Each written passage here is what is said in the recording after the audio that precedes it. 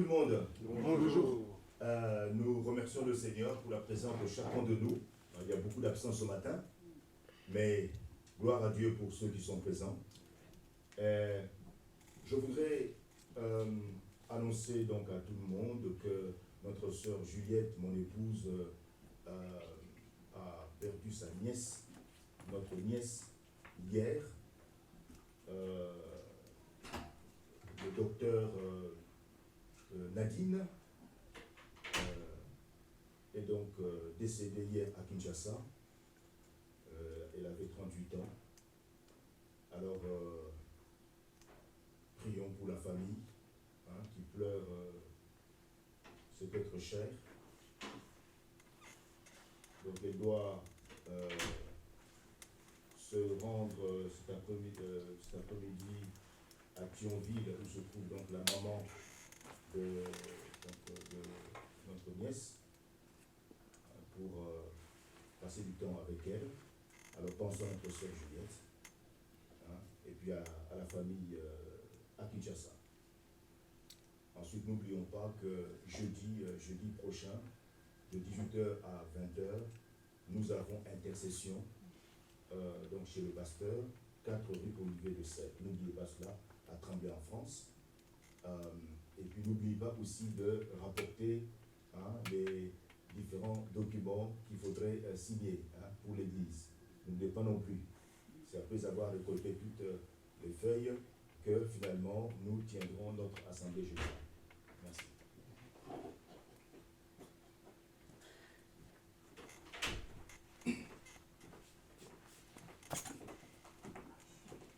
Nous demandons à Kevin de pouvoir prier pour le message et nous laisserons la place au pasteur pour pouvoir nous exhorter. Prions.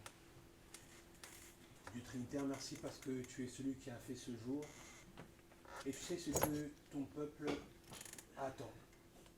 Merci parce que cette semaine, à travers la parole de Jésus-Christ qui dispersait ce pain dans ce peuple, tu nous as rappelé la nécessité pour le peuple de manger non pas seulement le pain physique, mais le pain qui est donné par Jésus-Christ. Et Jésus-Christ dit dans sa parole que celui qui mange de ce pain-là n'aura plus jamais faim. Et plus en amont de sa parole, il dit aussi à la Samaritaine que celui qui boit de l'eau qui vient du ciel n'aura plus jamais soif. Ces deux images-là nous rappellent l'importance du Saint-Esprit qui est l'eau et du message de Jésus-Christ qui est le pain.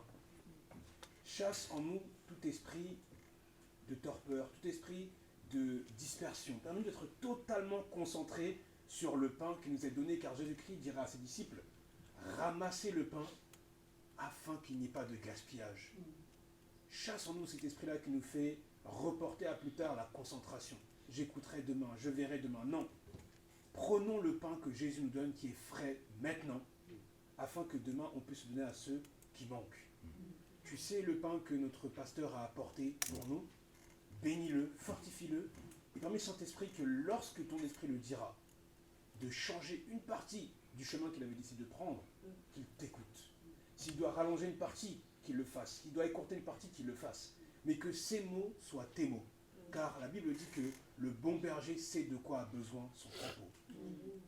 Fortifie-le, car tu sais que le diable n'aime pas ce qui se passe en ces lieux, et le diable s'attaque à la tête. Fortifie aussi, bien évidemment, son épouse, celle qui a la situation doit aussi l'affecter, afin qu'il reste fort et que son peuple puisse compter sur lui. Au nom de Jésus-Christ, j'ai ainsi prié. Amen. Amen.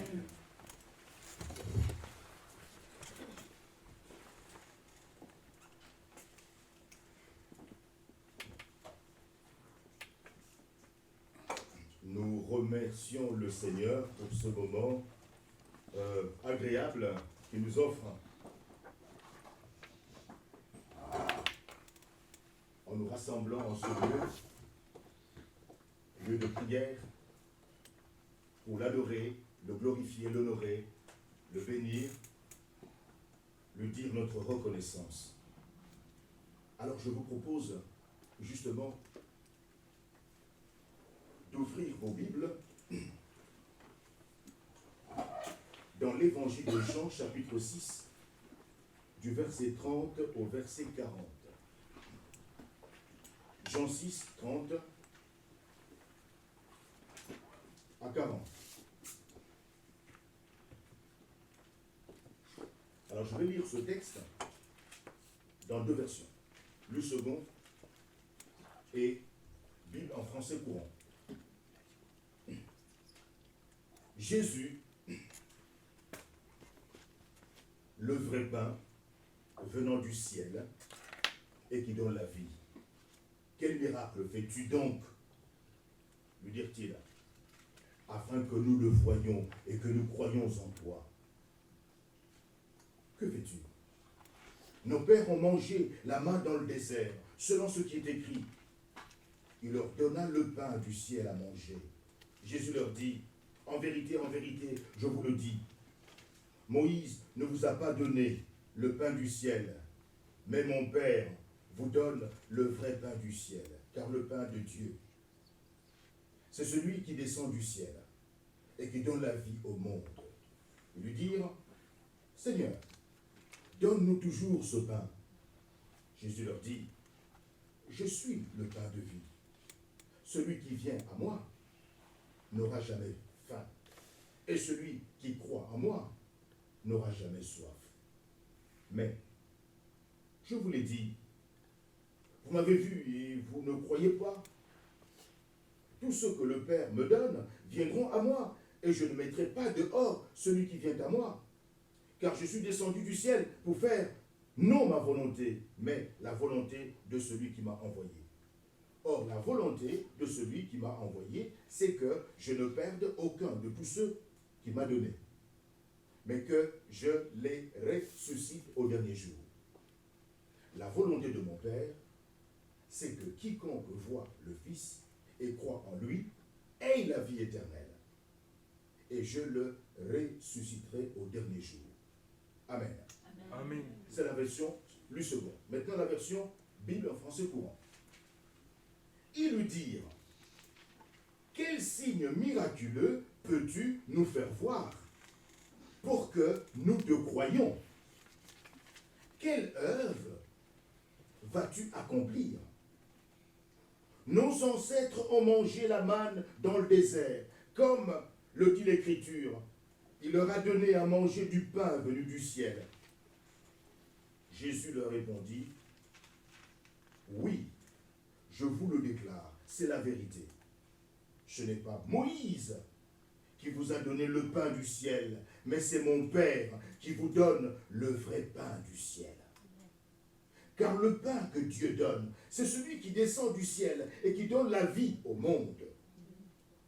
Ils lui dirent alors, Maître, donne-nous toujours de ce pain-là. Jésus leur déclara, je suis le pain de vie. Celui qui vient à moi n'aura jamais faim, et celui qui croit en moi n'aura jamais soif. Mais je vous l'ai dit, vous m'avez vu, et pourtant, vous ne croyez pas. Chacun de ceux que le Père me donne viendra à moi, et je ne rejetterai jamais celui qui vient à moi. Car je suis descendu du ciel, non pas pour faire ma volonté, mais pour faire la volonté de celui qui m'a envoyé. Et voici ce que veut celui qui m'a envoyé. C'est que je ne perde aucun de ceux qu'il m'a confiés, mais que je les relève de la mort au dernier jour. Oui, voici ce que veut mon Père, que tous ceux qui voient le Fils et croient en lui aient la vie éternelle, et que je les relève de la mort au dernier jour. Amen. Amen. Mes amis, les annales de l'histoire de l'Église abondent en prédicateurs extraordinaires, importants. Des hommes que Dieu a appelés à évangéliser les âmes perdues et à édifier les rachetés. En commençant par le sermon de Pierre à la Pentecôte. Acte 2, 14 à 40. La prédication puissante des apôtres. Nous lisons ces prédications, n'est-ce pas, dans les actes, dans Actes 5, 42, 14, 7, 15, 21, Acte 15, verset 35, et Acte 16, verset 10. La prédication aussi des contemporains des apôtres, tels que Étienne, Acte 7, verset 1 à 56. La prédication la plus longue, dans Acte 8, 4, 12, 35, 40, Acte 11, verset 20, Acte 15, 35. Oui, cette prédication, effectivement, a alimenté la propagation du christianisme dans tout l'Empire romain.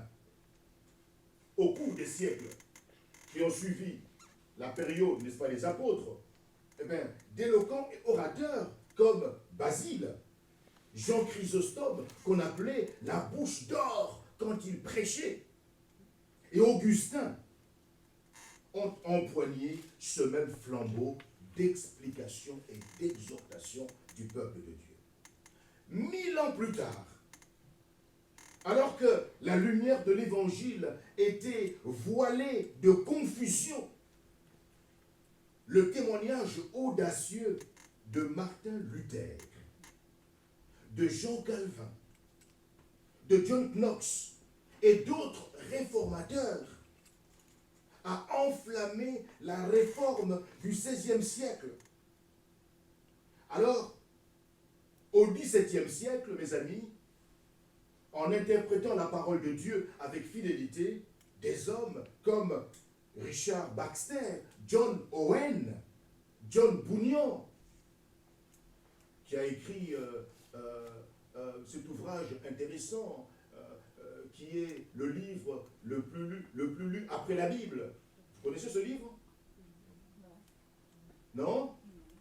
John Bunyan. Oh là là. Oh là là. Il faut nous donner un indice.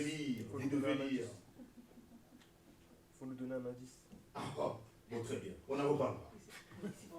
Et donc,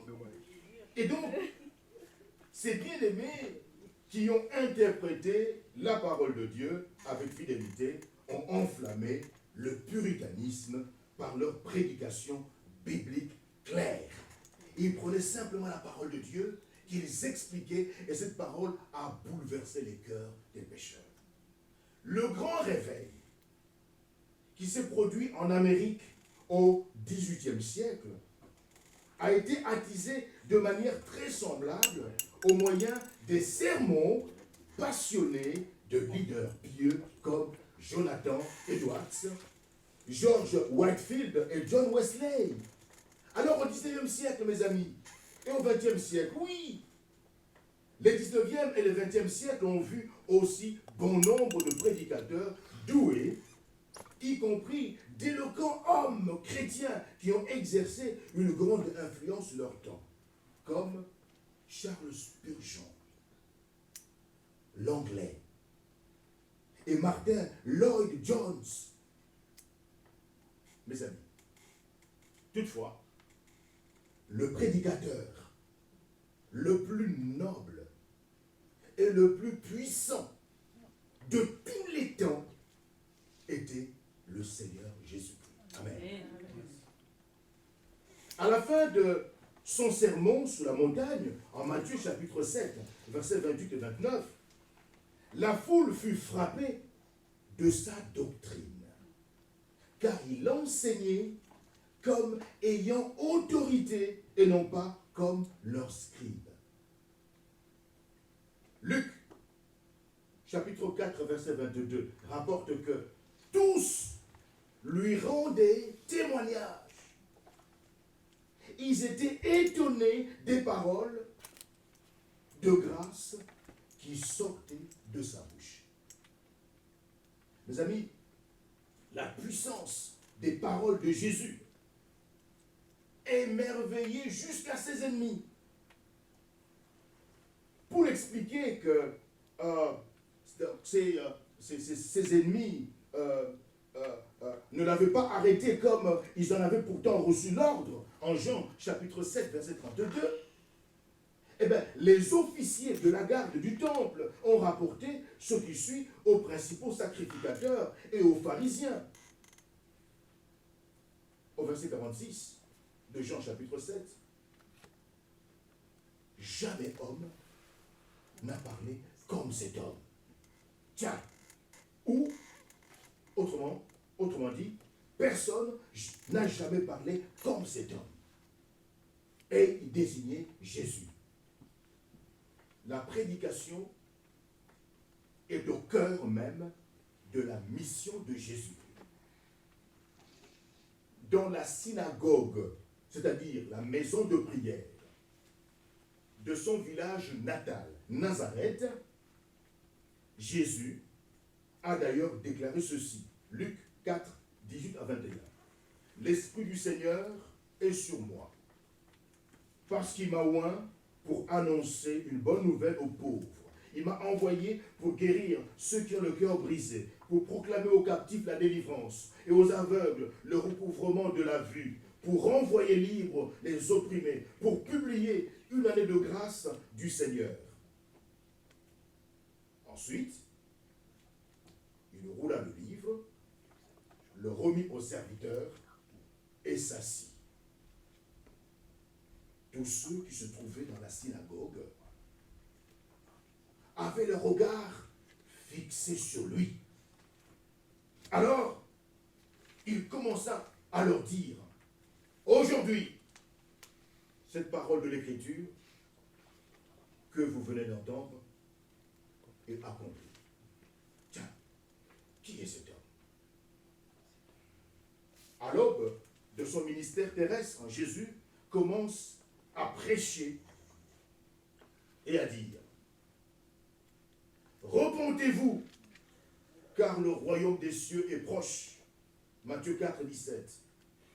Et plus loin, Matthieu rapporte que lorsque Jésus eut achevé de donner ses instructions à ses disciples, à ses 12 disciples, il partit de là pour enseigner et prêcher dans les villes du pays. Matthieu 11, 1. Plus loin, dans Matthieu 11, 4 à 5, Jésus désigne son ministère de prédication comme preuve qu'il est le Messie, en disant aux disciples de Jean-Baptiste,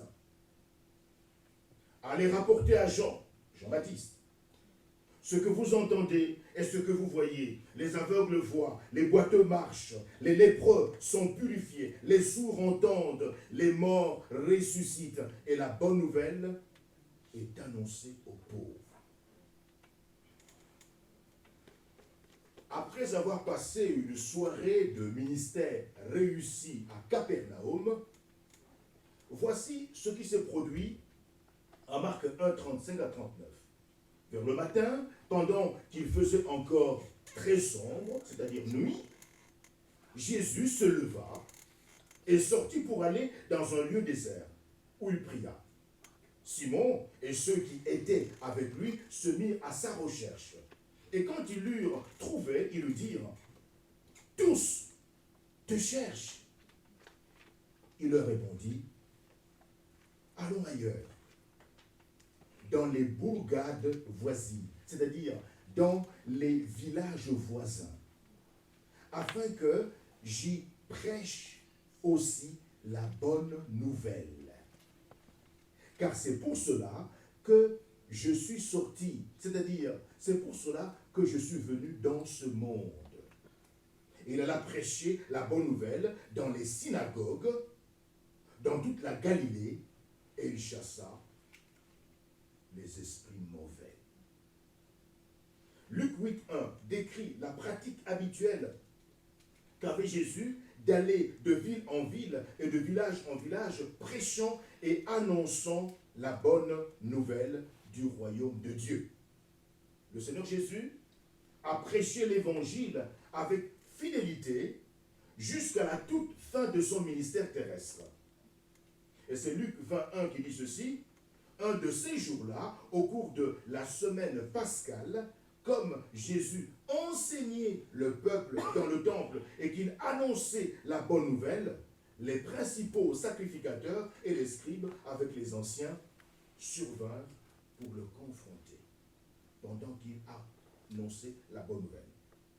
Les évangélistes, les évangiles rapportent plusieurs des sermons de Jésus, y compris le sermon sur la montagne. Matthieu chapitre 5, 6 et 7. L'envoi en mission des 12 apôtres. Matthieu chapitre 10. Les paraboles du royaume. Matthieu 13. La comparaison entre le disciple et l'enfant. Matthieu 18. Le discours sur la montagne des Oliviers. Matthieu 24 et 25. L'enseignement portant sur l'égalité du Fils avec le Père.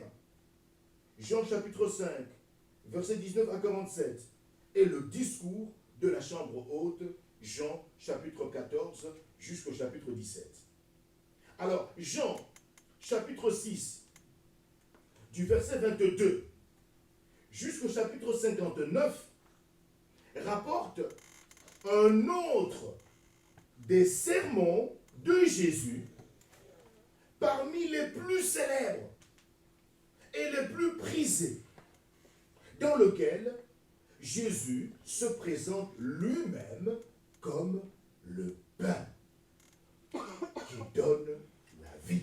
Amen. Alors, c'est une section formidable. Ceux qui, évidemment, nous qui méditons la Bible à partir, n'est-ce pas, du lecteur, sommes en train justement, n'est-ce pas, d'étudier cette section. Les versets 22 à 29 de Jean chapitre 6, effectivement, avec l'histoire du ravitaillement miraculeux, n'est-ce pas, des 5000 hommes, vous savez que du verset, Jean chapitre 6, du verset 1 jusqu'au verset 21, il est question d'un grand miracle. Lequel? Eh bien, Jésus-Christ a donné à manger. À combien? À 15 000 hommes. 5 000 hommes sans les femmes et les enfants. Et lorsqu'on rajoute les femmes et les enfants, on trouve, n'est-ce pas, un nombre impressionnant de 15 000 personnes. À la base, ils n'avaient rien à manger. Alors Jésus a créé du poisson. Il a créé 15 000 poissons. Il a créé 15 000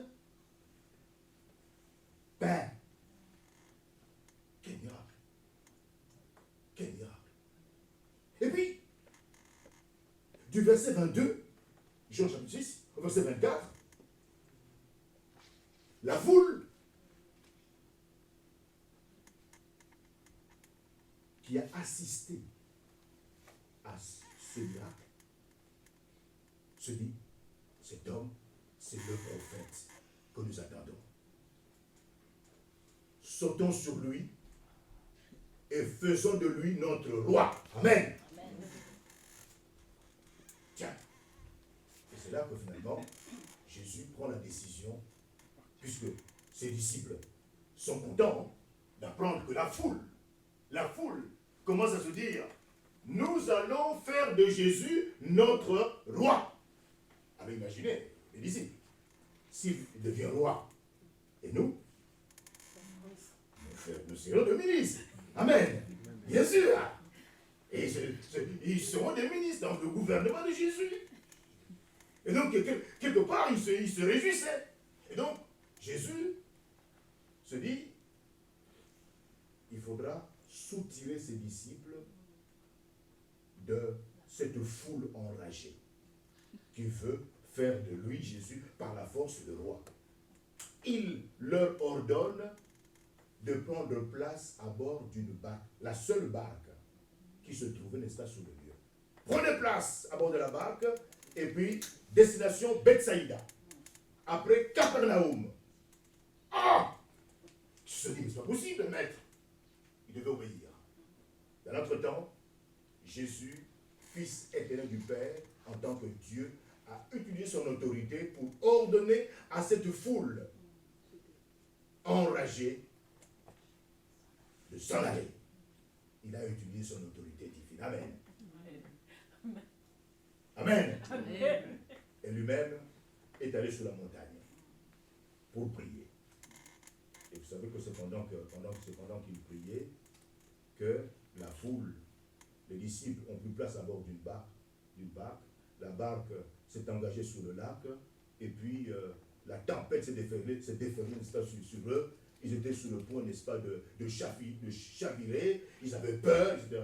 Finalement, Jésus, aux petites heures du matin, marche sur les eaux. Et il marche plus vite qu'eux.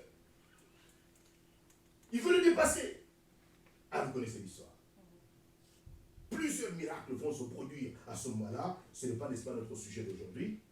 Et puis, finalement, Jésus apaise la tempête.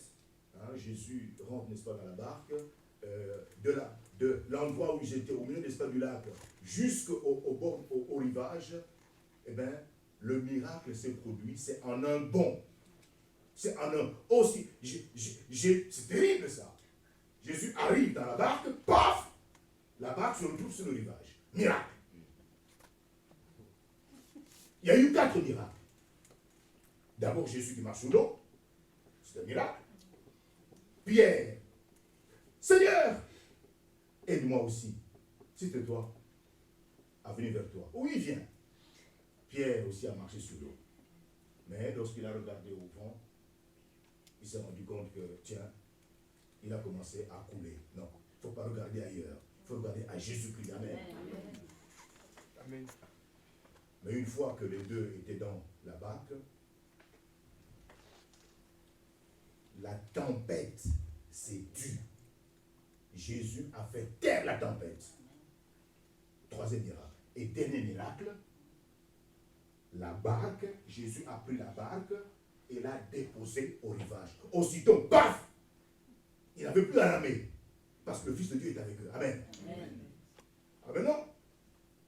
Et bien, ce groupe se retrouve maintenant à Capernaum. À Capernaum. Et là, dans la synagogue de Capernaum, c'est ce que dira le verset 59, Jean 6, 59. Dans cette synagogue, devant un auditoire, Jésus va prononcer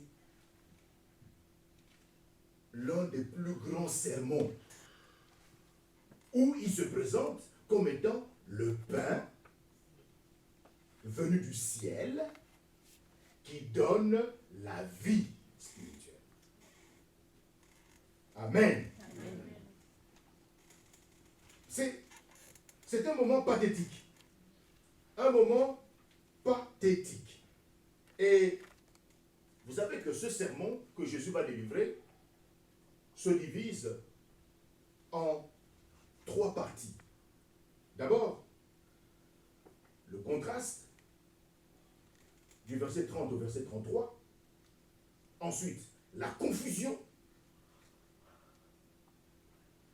Et la dernière partie sera la plainte, les murmures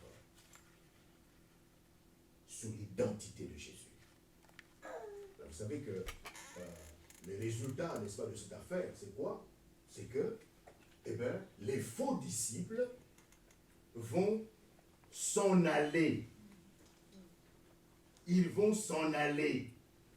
Hein? Il sera dit un peu plus loin, au verset 60-66, après avoir entendu le Seigneur enseigner qu'il est le pain de vie, plusieurs de ses disciples ont dit, cette parole est dure, qui peut l'écouter? Dès ce moment, plusieurs de ses disciples se retirèrent et ils n'allèrent plus avec lui. Ce sont des faux disciples, des non-croyants. Ils se disaient disciples. Ils se disaient disciples. C'étaient des disciples superficiels, temporaires. Le problème, c'est qu'ils n'avaient pas cru en Jésus-Christ. Car les vrais disciples, eux, se soumettent à Jésus-Christ, adorent Jésus-Christ et suivent Jésus-Christ. Les faux disciples, eux, fuient. Pourquoi? Parce qu'ils n'ont pas la vie de Dieu en eux. Ce sont des cadavres spirituels. Alors, maintenant, dans cette première partie, à partir du verset 30 à 33, Jésus-Christ a affaire justement à cet auditoire des faux disciples. Quel miracle fais-tu donc? Le dirent-ils. Qui sont ces gens-là? Ce sont des gens qui ont été témoins des miracles qu'il avait opérés. D'accord? Ils ont mangé les 15 000 pains que Jésus avait créés. Ils ont mangé les 15 000 poissons que Jésus avait créés en tant que Fils éternel du Père. Ils ont vu les miracles. Quel miracle fais-tu? Donc, lui dirent-ils, afin que nous le voyions et que nous croyions en toi. Incroyable mais vrai, malgré les miracles de guérison extraordinaires dont ils ont été les témoins, y compris le copieux repas qu'ils ont reçu la veille, les gens de la foule demandent ici à Jésus, quel miracle fais-tu afin que nous le voyions et que nous croyions en toi? Parce que Jésus a dit dans le verset 29 qu'il est l'envoyé de Dieu, le Père. Ces gens exigent effrontément que Jésus leur fournisse les références. C'est comme s'il dit à Jésus, mais quelle est ta carte de visite? Quelle est ta carte de visite? Montre-nous de quoi tu es capable de faire. Tiens, le caractère insensé de leur demande démontre leur curiosité bornée, égocentrique, ce qui illustre de manière frappante l'aveuglement spirituel qui caractérise les gens non rachetés.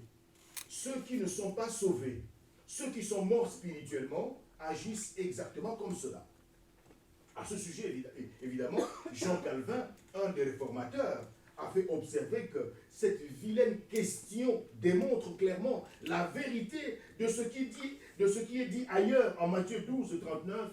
Une génération méchante et adultère demande un miracle.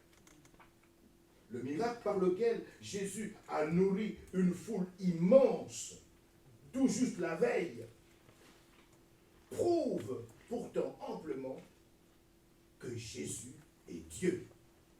Toutefois, l'incrédule n'est jamais satisfait. Celui qui refuse de croire ne peut pas être satisfait, peu importe le nombre de preuves que cet incroyant puisse avoir devant lui. Luc, chapitre 16, verset 32, dit que ceux qui rejettent la vérité de la parole de Dieu ne se laisseront pas persuader, même si quelqu'un des morts ressuscité. Luc 16, 31. Luc 16, 31. Même si quelqu'un vient des morts, revient, eh bien, il ne croirait pas. Lors de la crucifixion de Jésus, les chefs religieux incrédules qui refusaient de croire se moqueront de Jésus en lui lançant que le Christ, le roi d'Israël, descende maintenant de la croix afin que nous voyions et que nous croyions. Ceux qui étaient crucifiés avec Jésus l'insultaient aussi. Marc 15, 32. Pourtant, lorsque Jésus ressuscita des morts, un miracle de beaucoup supérieur au fait de descendre de la croix, ces incrédules persisteront à refuser de croire en Jésus. Plutôt que d'admettre la vérité, ils tenteront désespérément de cacher la réalité de sa résurrection. Vous pouvez lire, n'est-ce pas, leur discours dans Matthieu 28, 11 à 15 et Acte 4, 1 à 3 pour montrer que finalement, que Jésus n'était pas ressuscité. Mais la réalité, ils ne pouvaient pas, n'est-ce pas, la cacher. En Jean 6, 29, Jésus exhorte les gens de la foule qui sont incrédules à croire en lui. Jean 6, 29. Mais au lieu d'écouter Jésus, qui les invite à croire en lui, eh bien, ces gens de la foule qui sont incrédules, qui ont été témoins de ce miracle, exigent de Jésus un autre miracle. Ils souhaitent, plus précisément, que Jésus les nourrisse à nouveau, comme il avait fait précédemment. Et de manière tout aussi miraculeuse que la veille, comme l'indiquent leurs propos. Qu'est-ce qu'ils disent au verset 31? Nos pères ont mangé la manne dans le désert. Selon ce qui est écrit, il leur donna le pain du ciel à manger. Donc, donne-nous à manger. Plutôt que d'adorer Jésus comme Messie et Sauveur, ils souhaitent qu'il leur donne sans cesse le pain du ciel à manger avec leur bouche et non avec leur cœur, comme Moïse l'a fait en procurant la manne dans le désert à toute la nation pendant 40 ans. C'est en fait ce que les Juifs contemporains des apôtres s'attendent à ce que le Messie accomplisse lors de sa venue. Ainsi donc, la foule met Jésus au défi de prouver qu'il est le Messie en leur procurant des vivres à l'infini. Au verset 34, il s'écrit en disant, « Seigneur, donne-nous toujours ce pain-là. » Mes amis, Jésus n'a pas la moindre intention de satisfaire leurs caprices matérialistes. Évidemment, si Jésus répondait à leurs caprices matérialistes, eh bien, il endosserait le rôle même de messie politique et social, qui vient tout juste, n'est-ce pas, de rejeter. Voyez, au verset Jean 6, verset 14 et 15, là, cette foule qui avait bénéficié des miracles, qui avait mangé du pain, avait décidé de s'accaparer de Jésus et de faire de lui de force le roi. Et Jésus avait rejeté cela.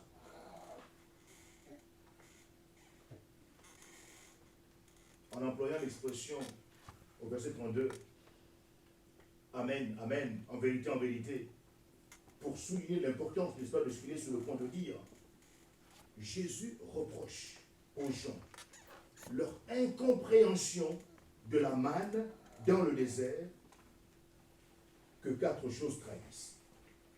Premièrement, qu'est-ce que Jésus reproche à ces individus, à ces gens? Ce n'est pas Moïse qui leur a donné le pain du ciel, mais Dieu le Père. Jésus corrige leur information. C'est Dieu le Père qui leur avait donné le pain du ciel. En effet, n'est-il pas écrit? L'Éternel dit à Moïse, voici, je ferai pleuvoir pour vous du pain, du haut des cieux. Exode 16, verset 4. Moïse n'a fait que communiquer aux Israélites l'ordre que Dieu leur avait donné de ramasser la manne. Exode 16, 15 à 30.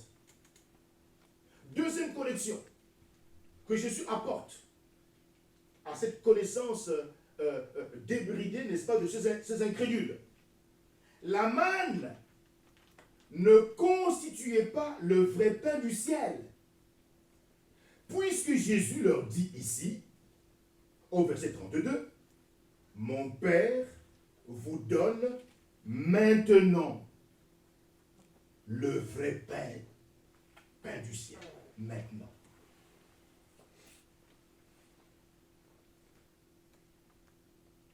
Vous donne. C'est un temps présent.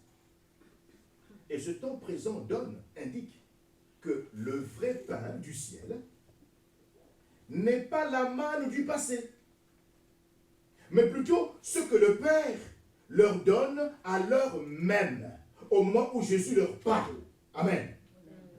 Et de plus, vrai, le vrai signifie authentique, réel.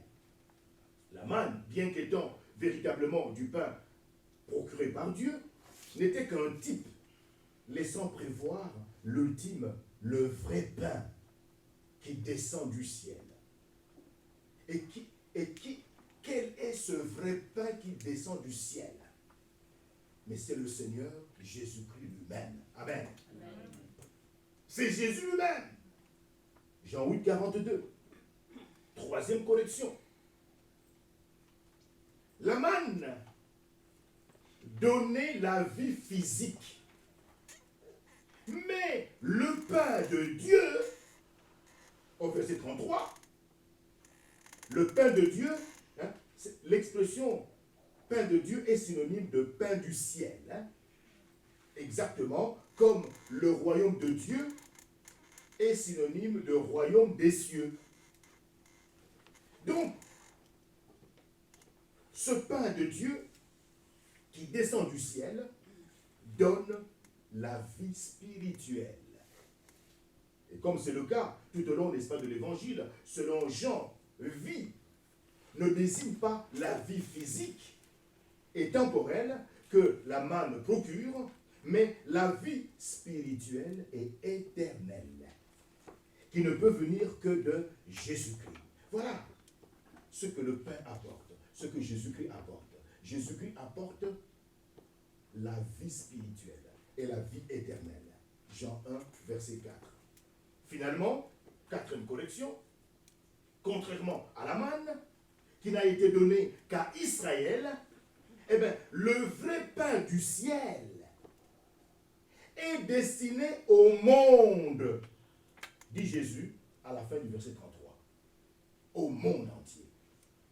Dieu le Père offre le salut par Jésus-Christ à tous ceux qui croient en lui,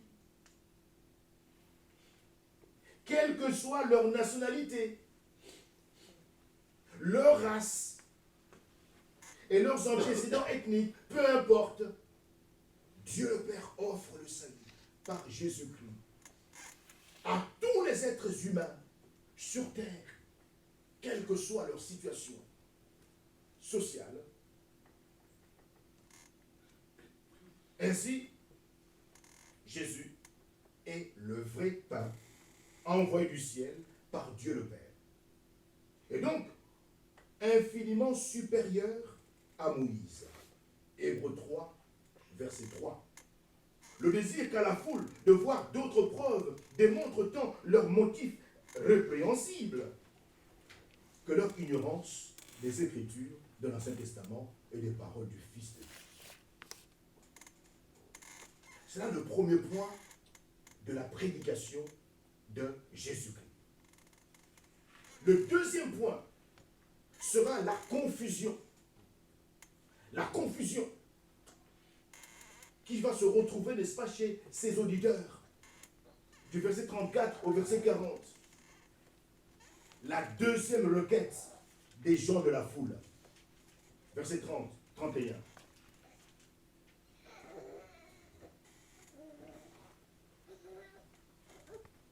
Va trahir de nouveau leur cécité spirituelle. Au verset 34, qu'est-ce qu'ils disent? Monsieur, Seigneur, monsieur, donne-nous toujours ce pain. Il y a un problème là. L'idée de Jésus, dans les versets 32 et 33, échappe complètement à ces incrédules. Au verset 34, il s'empresse de dire à Jésus, Seigneur, donne-nous toujours ce pain physique. Ils n'ont rien compris. Alors, cette requête fait la preuve de leur désir incessant de se servir de Jésus pour combler leurs besoins physiques. Et indique clairement quel est leur intérêt futile. Cette requête, la deuxième de ces incrédules, caractérise, encore une fois, les disciples superficiels et temporaires de Jésus. Les disciples superficiels et temporaires de Jésus, ce sont des faux disciples. Ce ne sont pas des croyants en Christ. La différence entre eux, c'est que les croyants en Christ se sont repentis et convertis à Christ, alors que les faux disciples de Christ, eux, sont restés morts spirituellement. Mais ils disent avec leur bouche être des disciples de Christ. Eh bien, ces disciples superficiels et temporaires de Jésus, qui sont morts spirituellement, remplissent nos églises locales dans le but de voir leurs besoins et leurs désirs satisfaits. Il y aura toujours des églises pour donner satisfaction à de tels individus.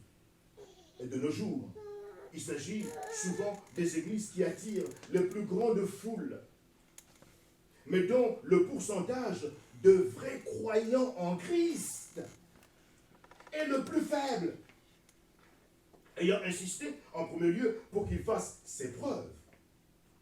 Eh bien, ces faux disciples insistent maintenant pour que Jésus leur donne ce qu'ils veulent, ce qu'eux veulent. Quand ils disent Seigneur, eh bien, Seigneur signifie dans ce contexte Monsieur. Ce n'est pas Dieu, non, Monsieur, comme on dirait Monsieur. Monsieur. Étant donné qu'il est clair, d'après le verset 36, que ces gens de la foule ne croient pas véritablement en Jésus. Donc, ils cherchent encore à obtenir satisfaction à leurs besoins, comme cela a été le cas avec la manne, Exode 16, 35, par leur esprit aveuglé, ils font la preuve que l'homme naturel n'accepte pas les choses de l'Esprit de Dieu, car elles sont une folie pour lui, et il ne peut les connaître, parce que c'est spirituellement qu'on en juge. Ces gens sont morts spirituellement. 1 Corinthiens 2, 14. Leur lourdeur d'esprit et leur mauvaise compréhension poussent Jésus à leur déclarer, en termes on ne peut plus clairs, « Je suis le pain de vie ». Assez clairement. Le Seigneur ne fait pas allusion à du pain en tant que tel, comme ils ont fait l'erreur de le croire, mais à lui-même. Il est le pain même qu'il a antérieurement promis de donner, au verset 27. Aucun pain, pas même la manne, ni les poissons et les pains que Jésus vient de créer la veille, Jean chapitre 6, verset 1 à 13, Jésus a créé 15 000 pains et 15 000 poissons, eh bien, ne pourrait satisfaire la faim physique de manière permanente. En déclarant que celui qui vient à lui n'aura jamais faim, ni jamais soif, le Seigneur Jésus ne doit donc pas parler du corps, mais plutôt de l'âme. Ici, mes amis, comme dans Matthieu chapitre 5, verset 6, le besoin humain de connaître Dieu est exprimé métaphoriquement, c'est-à-dire sous forme d'image, comme une faim et une soif. Le psaume 42, verset 2 à 3, et psaume 63, verset 2, parle aussi de cette soif. Soif de l'Éternel. Deux verbes simples, dans le verset 35, définissent la part que l'homme joue dans le processus du salut. Quels sont ces verbes? Il vient, venir, et il croit. Croire. Venir et croire. Deux verbes fondamentaux. Venir à Christ revient à abandonner l'ancienne vie de péché et de rébellion pour se soumettre à Jésus en tant que Seigneur.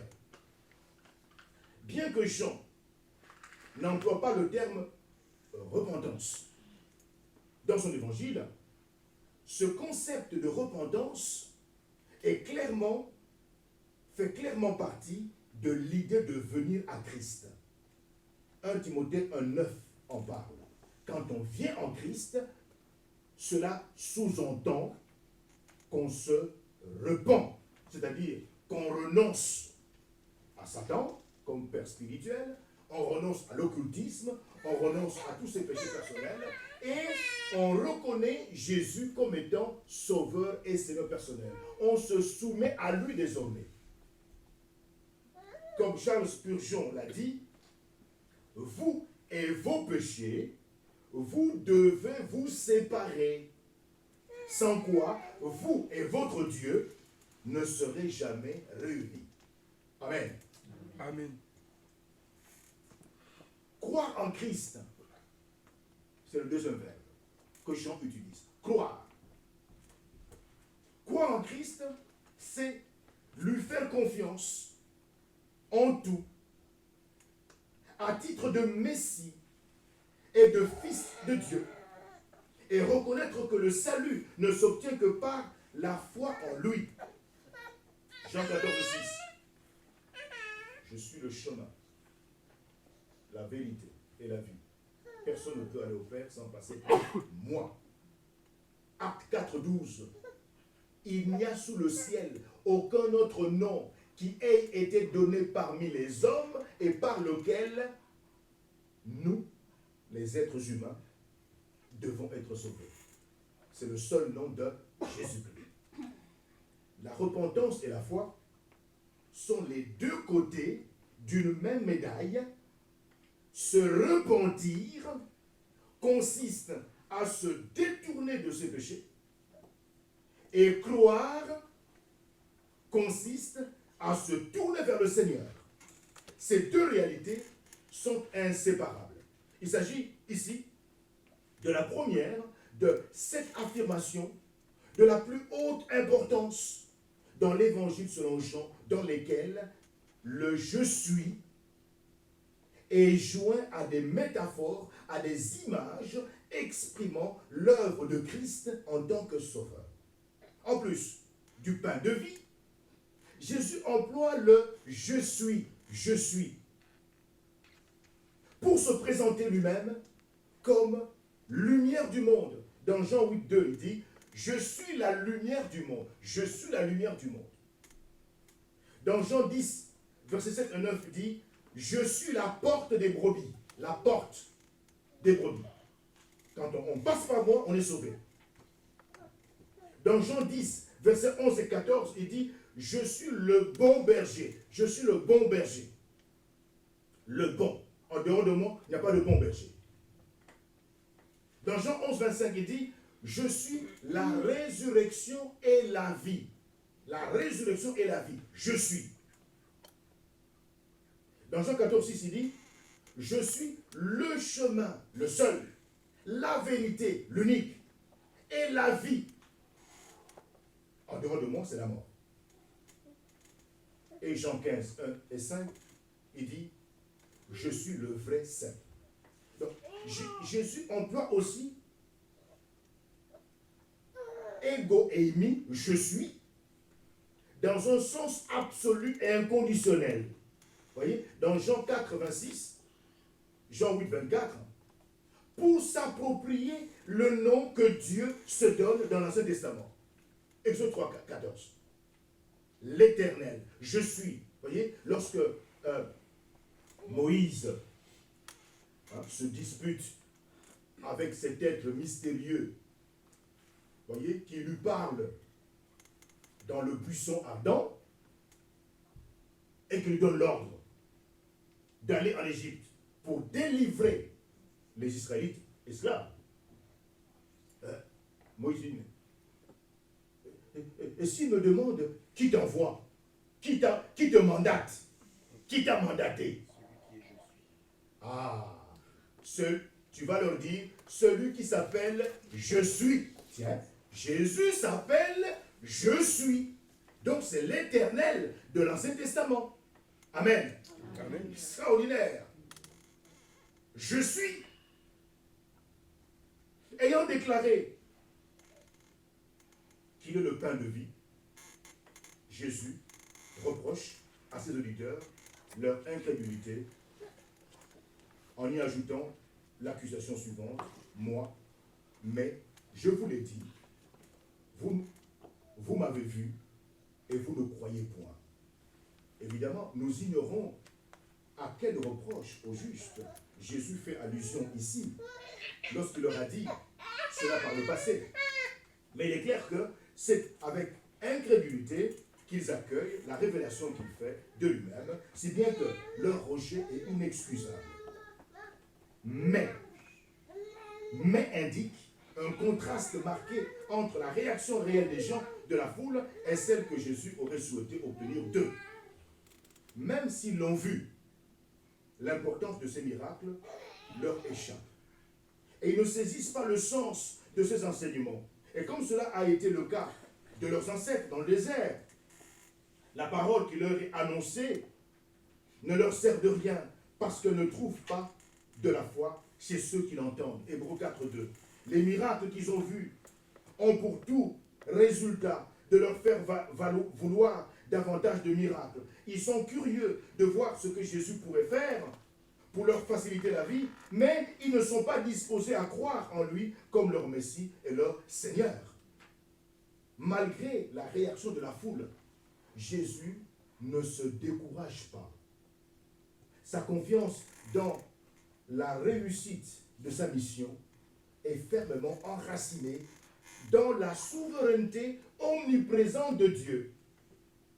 Jésus sait que tout ce que le Père lui donne, ça c'est très important, tout ce que le Père lui donne, verset 39, viendront à lui. Alors, cette forme, quand il dit tous, désigne ce que Dieu donne à Jésus en tant que corps collectif. Ceux qui ont été choisis en lui avant la fondation du monde par son Père, selon Éphésiens 1.4. Cette réalité profonde nous enseigne que tous ceux qui sont sauvés constituent un don d'amour que le Père fait au Fils. L'histoire de la rédemption, dans son intégralité, est celle du rassemblement de ce corps racheté. L'appel de la fiancée du Fils en guise de don d'amour de la part du Père. Le Fils voit chaque âme que le Père lui donne comme l'expression de l'amour irrésistible du Père.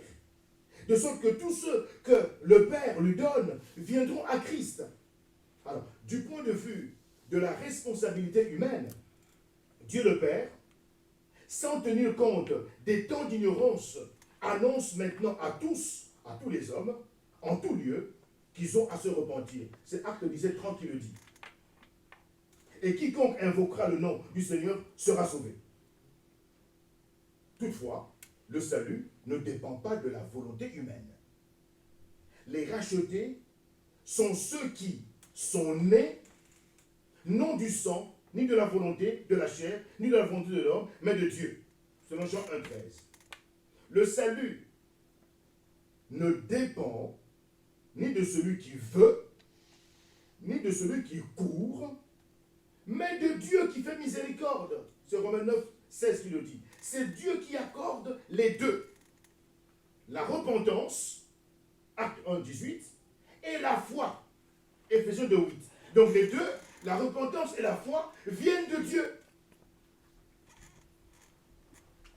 Et donc, sinon, personne ne viendrait à Dieu, étant donné que nul ne cherche Dieu. Extraordinaire. Que Dieu soit absolument souverain en matière de salut est un fait primordial de la foi chrétienne. Alors, vous savez que les systèmes théologiques qui sont contraires à la parole de Dieu, à l'enseignement de la Bible, qui sont erronés, par exemple le pélagianisme ou le semi-pélagianisme ou l'arminianisme, selon lesquels le salut dépend de la volonté de l'homme, ne font en réalité que détrôner Dieu et vont à l'encontre des affirmations claires de l'Écriture. Le salut ne dépend pas de la volonté de l'homme. Non. Pourquoi? Parce que la Bible dit ceci. Au verset 44, nul ne peut venir à moi si le Père qui m'a envoyé ne l'attire. Donc, il y a Dieu le Père qui agit en amont, premièrement, qui fait son travail, qui attire, qui prend Marcel et qui le pousse vers Jésus. Voilà ce qui se passe. Et je le ressusciterai au dernier jour. Au verset 65, et il ajouta, c'est pourquoi je vous ai dit que nul ne peut venir à moi si cela ne lui a été donné par le Père. Amen. Amen. Nul ne peut venir à moi si cela ne lui a été donné par le Père. Le Père agit toujours avant. Matthieu 22, 14. Car il y a beaucoup d'appelés, mais peu d'élus. Élus par qui? Par Dieu le Père qui a fait le travail, premièrement. Matthieu 13, 20. Et si le Seigneur n'avait abrégé ces jours, personne ne serait sauvé. Mais il les a abrégés à cause des élus qu'il a choisis. Ah! Dieu le Père commence le travail bien avant. Acte 13, 48. Les païens se réjouissaient en entendant cela. Ils glorifiaient la parole du Seigneur. Et tous ceux qui étaient destinés à la vie éternelle crurent. Amen. Tous ceux qui étaient destinés à la vie éternelle crurent. Le travail a été commencé bien avant par Dieu le Père.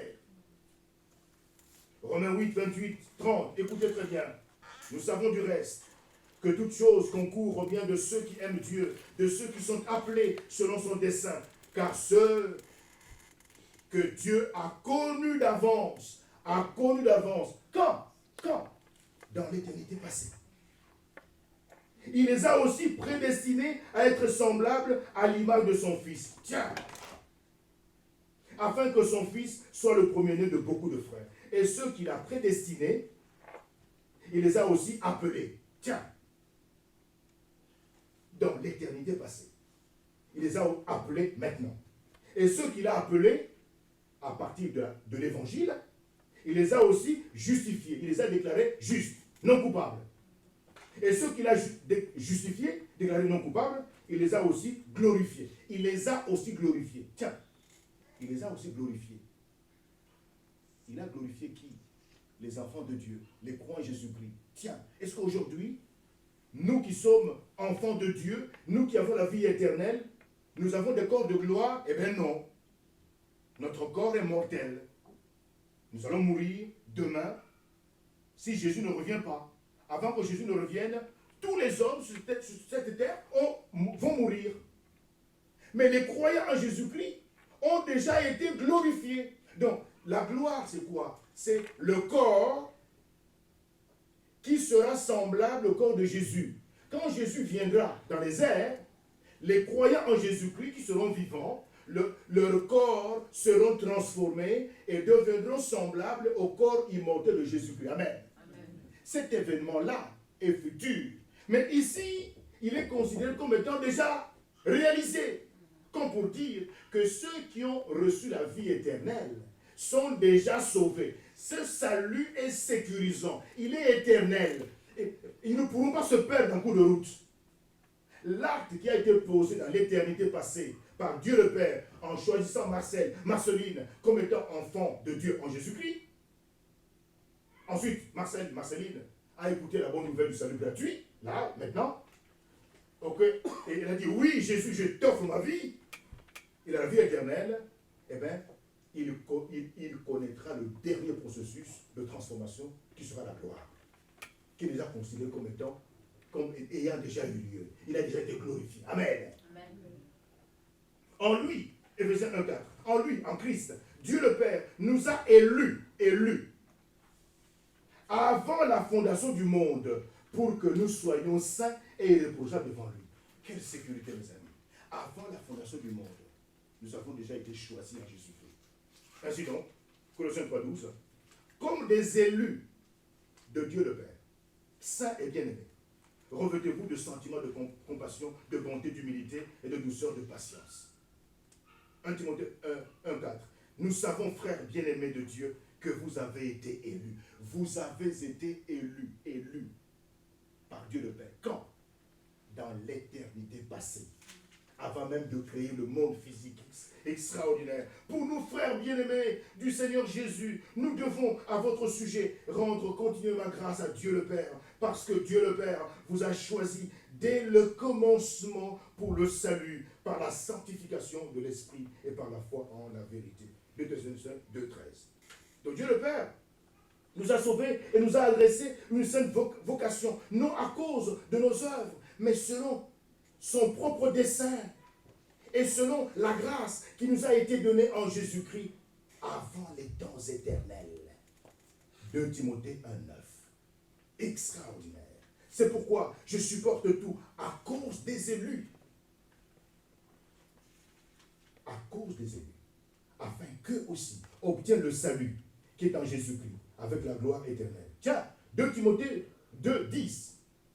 Je supporte tout, Paul dit, je supporte tout à cause des élus. C'est-à-dire, mais ces élus sont où? Mais ce sont des élus avant la fondation du monde. Mais ces élus, eh bien, doivent obtenir le salut. Quand? Ils doivent écouter la bonne nouvelle aujourd'hui. Voyez-vous? Qu'est-ce que cela sous-entend? Cela sous-entend que dans un pays, par exemple, où il y a une mare de cadavres spirituels, une mare de cadavres spirituels, le monde spirituel, parmi ces cadavres spirituels, mes amis, il y a des élus. Amen. Amen. Nous ne pouvons pas désespérer. Des élus, nous devons leur apporter l'évangile, la bonne nouvelle du salut gratuit par la foi en Jésus-Christ. Ces élus, des cadavres spirituels, vont écouter la bonne nouvelle du salut, se repentiront et se convertiront à Christ. Amen. Amen. Extraordinaire. Extraordinaire. Voyez? Donc, il dit, écoutez, mes frères bien-aimés, Dieu n'a-t-il pas choisi les pauvres aux yeux du monde? Les pauvres. Dieu n'a-t-il pas choisi les pauvres aux yeux du monde pour qu'ils soient riches en la foi et héritiers du royaume qu'il a promis à ceux qu'il aime? Jacques 2:5. Et 1 Pierre 1:1. Et 2:1, il dit, Pierre, apôtre de Jésus-Christ, à ceux qui sont étrangers et dispersés dans le pont, la Galatie, la Cappadoce, l'Asie et la Bithynie, et qui sont élus selon la préscience de Dieu le Père. Amen. Extraordinaire. Vous, au contraire, vous êtes une race élue. 1 Pierre 2:9. Vous êtes une race élue, mes amis. Celui qui a la vie éternelle est une race élue. Élue par qui? Par Dieu le Père. Quand? Dans l'éternité passée.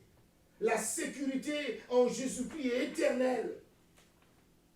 Un sacerdoce royal, une nation sainte, un peuple acquis, afin que vous annonciez les vertus de celui qui vous a appelé des ténèbres à son admirable lumière. Donc, l'incrédulité, mes amis, des pécheurs, qui sont morts spirituellement, Éphésiens 1, ne saurait évincer l'œuvre salvatrice de Dieu le Père.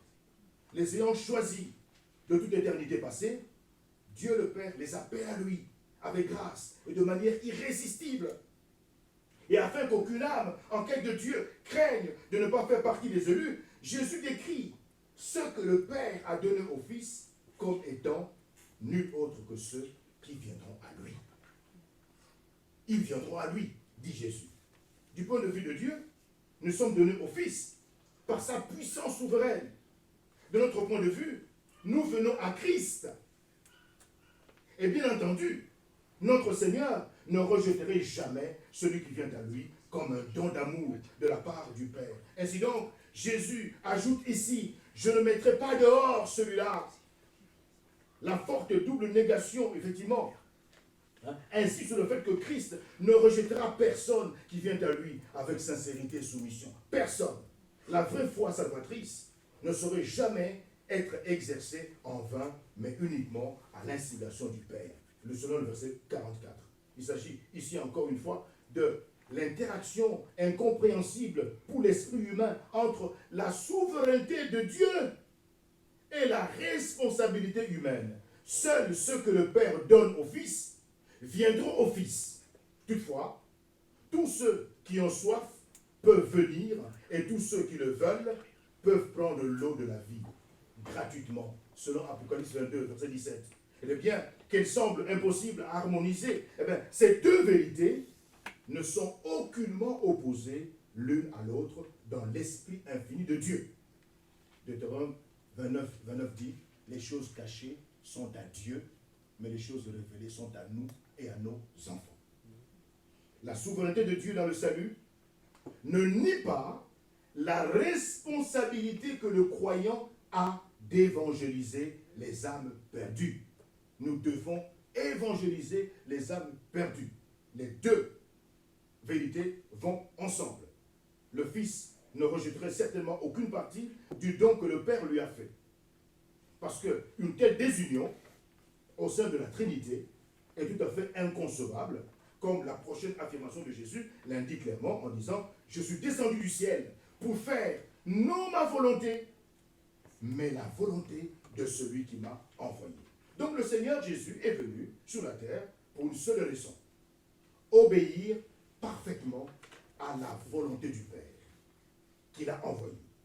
Aux disciples, Jésus a d'ailleurs déclaré « Ma nourriture est de faire la volonté de celui qui m'a envoyé et d'accomplir son œuvre. » Jean 4, 34. Et plus tard, Jésus a ajouté « Je ne puis rien faire de moi-même parce que je ne cherche pas ma volonté, mais la volonté de celui qui m'a envoyé. » Jean 5, 30. Et plus loin, il affirmera ceci « Afin que le monde sache que j'aime le Père. J'agis selon l'ordre que le Père m'a donné. » Jean 14, 31. Plus loin encore, Jésus dira au Père, dans sa prière sacerdotale, dans Jean 17, 4, « Je t'ai glorifié sur la terre, j'ai achevé l'œuvre que tu m'as donné à faire. » Et la réalité selon laquelle Jésus est venu faire la volonté du Père qu'il a envoyé, garantit aux élus le salut et la sécurité éternelle. Il est de la volonté du Père que de tous ceux qui lui donnent, le Fils n'en perde aucun, mais qu'il les ressuscite au dernier jour. Et comme dans le verset 37, voyez, tous présentent les élus comme une unité collective. Aucune partie de ce groupe que le Père a confié à Christ de toute éternité passée et qui lui donne au fil du temps ne sera perdue. Aucune. La promesse quadruple selon laquelle le Fils le ressuscitera, inclus au dernier jour, verset 40, 44, 54, constitue pour les vrais croyants une garantie en béton, mes amis, de leur salut éternel. Et cette vérité, Jésus va la réitérer, la renouveler, voyez, en des termes beaucoup plus forts encore en disant ceci. Jean 10, 27, 30, mes brebis entendent ma voix. Je les connais, elles me suivent. Je leur donne la vie éternelle. Elles ne périront jamais. Jamais signifie quoi? Jamais. Et personne ne les ravira de ma main. Mon Père qui me les a donnés est plus grand que tous, et personne ne peut les ravir de la main de mon Père. Dans sa prière sacerdotale, Jésus a dit à son Père, lorsque j'étais avec eux dans le monde, je les gardais en ton nom. J'ai gardé ce que tu m'as donné. Et aucun d'eux ne s'est perdu. Sinon, le fils de perdition, Judas Iscariote, qui ne compte pas au nombre de ceux que le Père a donnés au Fils, afin que l'Écriture soit accomplie. Jean 17, 12. Le reste du Nouveau Testament fait écho aux enseignements du Seigneur Jésus concernant la persévérance et la protection des saints. Eh bien, concernant la persévérance et la protection des saints, eh bien, voici ce que l'apôtre Paul écrit dans Romains 8, 29, 30. Il dit ceci, « Car ceux qu'il a connus d'avance, il les a aussi prédestinés à être semblables à l'image de son Fils, afin que son Fils soit le premier-né de beaucoup de frères. Et ceux qu'il a prédestinés, il les a aussi appelés. Et ceux qu'il a appelés, il les a aussi justifiés. Et ceux qu'il a justifiés, il les a aussi glorifiés. » L'expression « il les a aussi » fait le lien entre tout le processus du salut de toute éternité passée et l'éternité à venir, au moyen d'une chaîne incassable, extraordinaire. Tous ceux que Dieu a connus d'avance seront prédestinés, appelés, justifiés, glorifiés. Personne ne sera perdu, chemin faisant. Et dans son épître aux Philippiens, Paul exprime sa confiance quant au fait que celui qui a commencé en ceux qui croient en Jésus, cette bonne œuvre la rendra parfaite pour le jour de Jésus-Christ. Philippiens 1,6. Et aux Colossiens, il écrira, car vous êtes morts et votre vie est cachée avec Christ en Dieu. Quand Christ, votre vie, paraîtra, alors vous paraîtrez aussi avec lui dans la gloire. Colossiens 3,3. Et tous ceux qui sont unis à Christ en sa mort reviendront avec lui dans la gloire. Pierre écrit ceci, élu selon la présence de Dieu le Père par la sanctification de l'Esprit, afin qu'ils deviennent obéissants et qu'ils participent à l'aspersion du sang de Jésus, sont sauvés pour un héritage qui ne peut ni se corrompre, ni se souiller, ni se flétrir. Il leur est réservé dans les cieux à eux qui, par la puissance de Dieu, sont gardés par la foi pour le salut prêt à être révélé dans les derniers temps. Donc, nous voyons que la bénédiction de la sécurité éternelle, ou de la préservation, ou de la persévérance des croyants, ne saurait être séparée de la repentance et de la foi personnelle. Si bien que notre Seigneur Jésus affirme ici que le ciel appartient à quiconque voit le Fils et croit en lui. C'est eux qui auront la vie éternelle. Par sa nature même, la vie éternelle ne peut connaître de fin. Et ce fait renforce la protection et la sécurité des croyants qui sont enseignés dans les versets 37 à 39. Le zèle avec lequel nous devons rechercher la vie éternelle, mes amis, qui est accordée par Jésus, le pain de vie, devait être beaucoup plus grand que l'égoïsme avec lequel la foule incrédule a recherché le pain physique. En Jésus-Christ, le pain de vie, nous avons réellement la vie éternelle. Cette vie qui ne peut pas se perdre. C'est pourquoi, en Jésus, nous devons être reconnaissants tout le temps, de ce que nous sommes, de la grâce dont nous bénéficions. Et nous sommes des propagateurs de cette bonne nouvelle aujourd'hui. Amen. Amen. Prions. Seigneur, nous voulons te dire merci. Merci pour ta parole qui est vivante. Merci pour ta parole qui nous montre ce que tu es, le pain venu du ciel, le vrai pain qui donne la vie spirituelle, qui donne la vie éternelle. Nous avons cru en toi. Nous t'avons reçu comme sauveur et Seigneur personnel. Tu nous as donné la vie spirituelle en ressuscitant notre esprit qui était mort, en nous communiquant la vie éternelle. Que nous ne perdrons jamais. Quelle grâce! Donne-nous, Seigneur Jésus-Christ, d'être réellement tes porte-paroles auprès de nos contemporains,